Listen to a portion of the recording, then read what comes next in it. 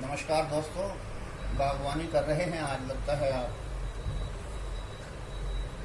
कई तरह के पर्व भी मना रहे हैं। अभी वन महोत्सव मनाया गया।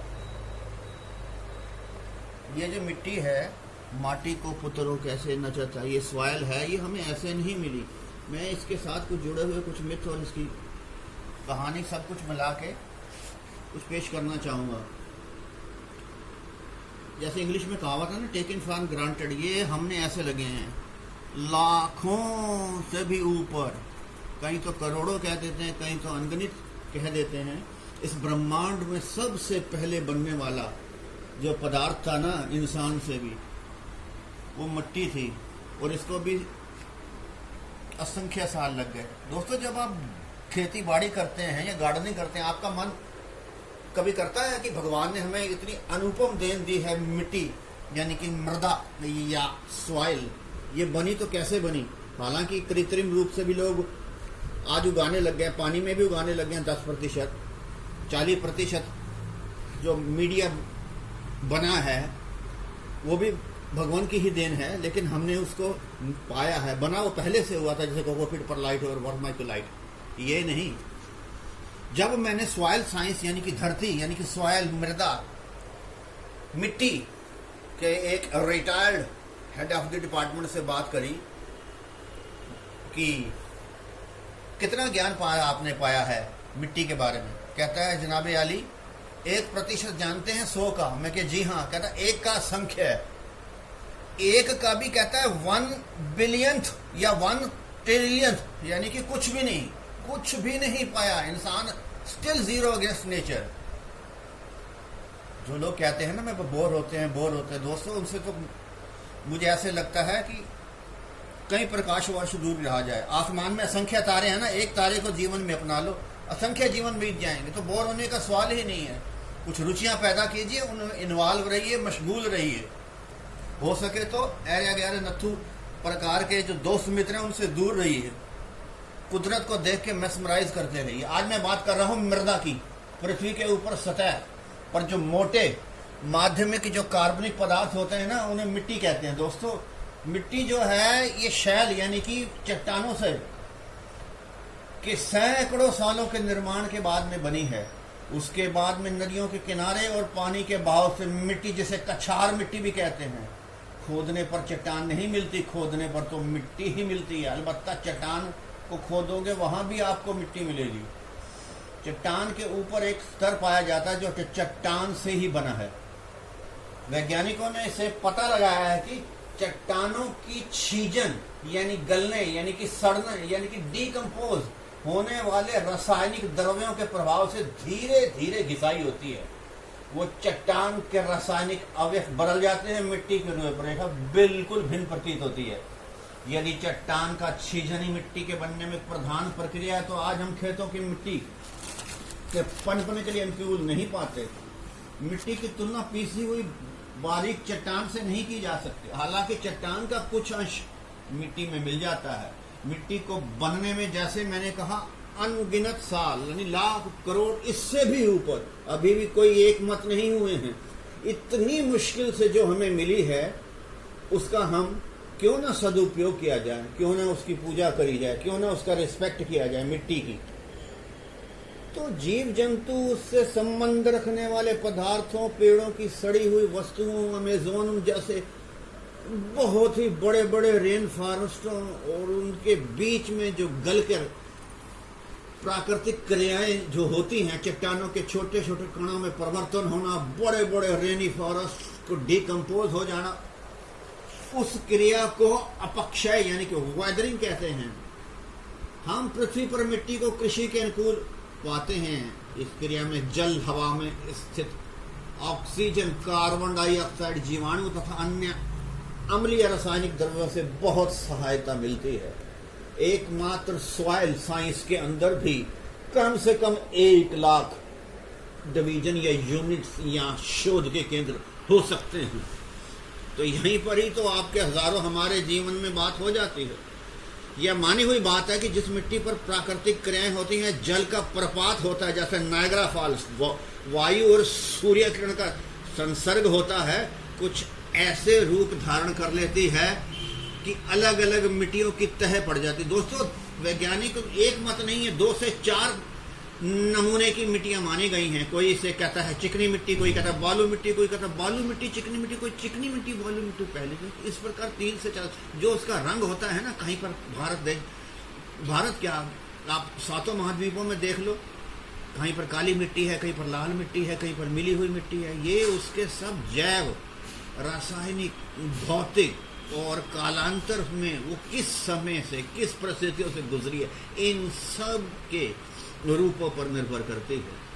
अगर हम मिट्टी की संरचना कह देंगे तो विषय बहुत ही जटिल हो जाएगा, बहुत ही जटिल हो जाएगा।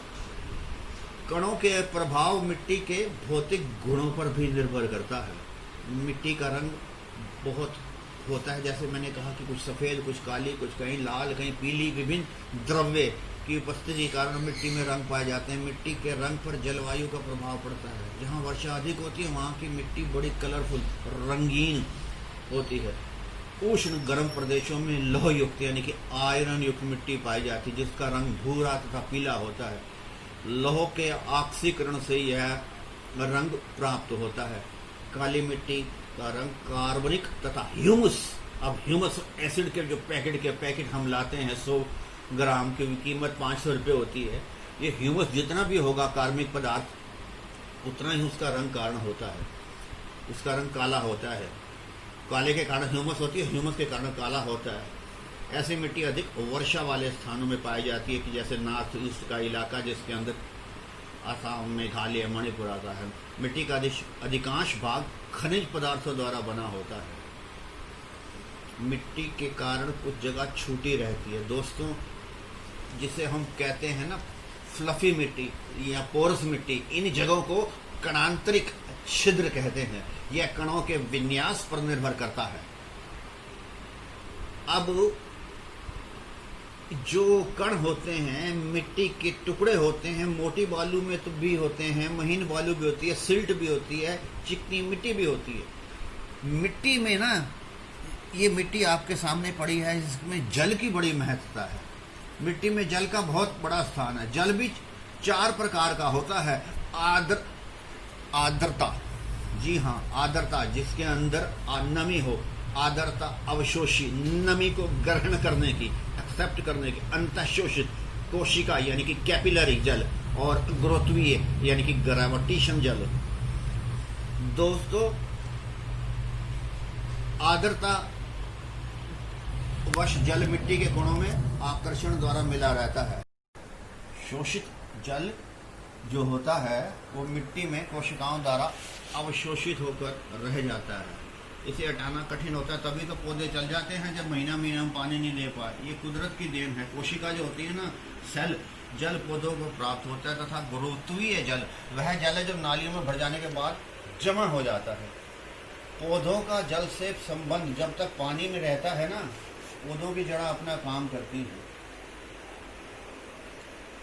पौधों की जो वृद्धि है ना, मिट्टी के जल, वायु और ताप पर निर्भर करती है। जल, वायु और ताप, इनके बिना पौधा नहीं हो सकता। मिट्टी की सतह पर 5 प्रकार से कुदरत की गर्मी पहुंचती है। बेशक हम थैलियां उसमें चढ़ाते रहते हैं जब कटिंग करते हैं। सूर्य की किरणों द्वारा, वर्षा के कारण जो पानी आता है, जो उसके अंदर भी गर्मी के अंश होता है। गर्म वायु के जल वाष्प द्वारा मिट्टी के नीचे गर्मी जो ऊपर को संचालित होने की, मिट्टी की ऊपरी सतह पर ताप के बढ़ने से जो ऊपर की लेयर है उसमें गर्मी आती है। कार्बनिक पदार्थों के सड़ने से जो हम खाद बनाते हैं। आप सुन के हैरान हो जाएंगे कि मिट्टी में जो हम बाहर से जो खाद्य खरीदते हैं ना, भले ही वो ऑर्गेनिक हो या केमिकल, जिसमें nitrogen, potash, phosphorus, calcium, magnesium, sodium, carbon, oxygen ये होता है। और न्यूनतम मात्रा में पाए जाने वाले तत्व भी होते हैं। लोह, गंधक, सिलिका, क्लोरीन, जस्ता, निकल, कोबाल्ट। तो मिट्टी में अनेक जीवाणु, कीटाणु पाए जाते हैं जो अनेक रासायनिक अभिक्रियाएं संपन्न कर मिट्टी के गुणों में परिवर्तन करते हैं। माइक्रोफोना है, प्रोटोजोआ है, नीमिटोड है, माइक्रोफ्लोरा है, अलगाए है, डाइटम है, फंगी है, बैक्टीरिया है, हेल्पफुल। ऑटोट्रोपिक है, हीटेरोट्रोपिक है, सिम्बायोटिक है, लैक्टोबैक्टीरिया है, रोडोंट हैं, आप कहोगे चूहा प्रजाति के प्राणी, ये भी बड़ा फायदा करते हैं बशर्ते कि नीचे अपना काम करें और आपकी फसल ना खाएं। लेकिन ऐसे होता नहीं है। कई प्रकार के बग, कई प्रकार के माइट्स, घोगा, सितुआ, शतपथ, मकड़ी और केंचुए, ये सब मिट्टी के बनाने में, भुरभुरी करने में उसकी दूर करते हैं। दोस्तों मिट्टी ना वैसे जैसे मैंने बताया कई प्रकार की होती है और उसके आगे कई मिट्टी अमल वाली होती है, कई होती है क्षार, जो तो एसिड मिट्टी होती है, उसका इलाज है उसमें पानी भर देना चाहिए गमलों में। मैं कभी इस पर भी बात करूंगा। और कभी जो खारी मिट्टी जिसमें नमक होता है उसका सीधा इलाज होता है, उसमें कैल्शियम के तत्वों का भरपूर मात्रा में मिट्टी को ठीक किया जा सकता है। दोस्तों अब ये आपके सामने कितने प्रकार के पदार्थ पड़े हैं। अब आप कहोगे कि कौन सी मिट्टी अच्छी है, कौन सी खाद अच्छी है। खाद सारे प्रकार की होती है, जितने प्रकार के आसमान में तारे उतने प्रकार की आपकी खादें आपकी मिट्टी में। अब कहीं भी आप मेले लगते हैं, यहाँ वहाँ जहाँ जाते हैं, कोई कहता है जी मैं गुलाब की खाद उठा लाया, कोई एक आजकल तो बिल्कुल आपको मार्केटिंग का जमाना है, जो दिखता है वो बिकता है, जो मांगोगे वही मिलेगा। अलग अलग तरह की खादें आ जाती हैं, अलग अलग फूलों के नाम से आ जाती हैं। अब सर्दी के फूल आ रहे हैं, उसके कोई पेंजी की भी खाद बना रहा है,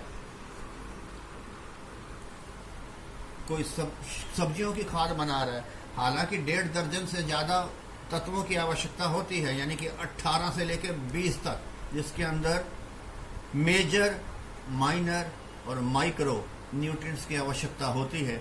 जब ये आपके सामने धरती के लाल पड़े हैं, चौकीदार पड़े हैं, कोई किसान पड़े हैं, कई तरह के फर्टिलाइजर पड़े हैं, कोई एप्सम साल्ट को आगे मानता है, कोई सीवीड को आगे मानता है। सीवीड भी दोस्तों 150 प्रकार का होता है। आप जानते हैं न्यूयॉर्क, क्षमा करिएगा, क्राइस्टचर्च स्थित जो बायोटेक्नोलॉजी की यूनिवर्सिटी है, वहां पर जो दुनिया की सबसे ज्यादा ये सीवीड आते हैं। दोस्तों मिट्टी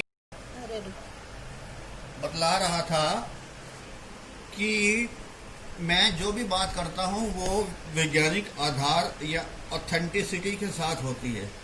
मैंने सस्य संभाग के वैज्ञानिक से बात करके ये पूछा कि इतनी तरह की जो मिट्टी में खादें होती हैं, इसमें सबसे अच्छी खाद कौन सी होती है। वो कहते हैं कि जैसे आपने फरमाया जितने तारे आसमान में उसी प्रकार उतने प्रकार की खादें। उन्होंने कहा कि जो ये गाय, यानी कि गाय, वो भी खास तौर पे देसी गाय जो भारत की गाय होती हैं, वहां पर भी थोड़ा सा मतभेद उनमें है कि बफलो की अच्छी है कि भारत की देसी की अच्छी है कि जर्सी की। खैर बात को छोटा किया जाए, उन्होंने कहा कि जो गायों की जो जिसे गोबर की खाद कहते हैं उसका कोई मुकाबला नहीं। भले ही लोग वर्मी कंपोस्ट या घर की बनी खाद इस्तेमाल करते हैं और हमें करनी भी चाहिए। उन्होंने सीधी बात करी कि गायों की जो गोबर है उसमें ऑक्सीसंस,